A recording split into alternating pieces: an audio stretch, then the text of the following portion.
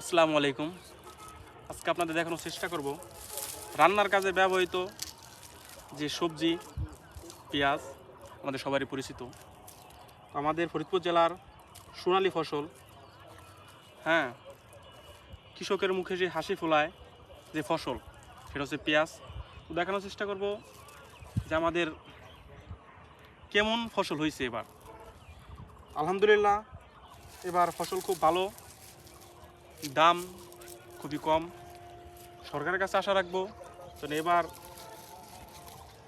ফসলের দামটা ন্যায্য মূল্য যাতে কৃষক পায়। কারণ কৃষিকাজে বর্তমান যে খরচ, পেঁয়াজে যে খরচ, যদি 2000 টাকার কম পেঁয়াজ হয়, মন বলতে চাইতেছি, প্রতি মন 2000-এর কম হলে কৃষকের খুব লস হইতেছে।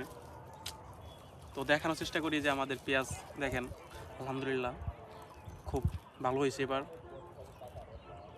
ঠিক আছে, ভিডিও কেমন হলো?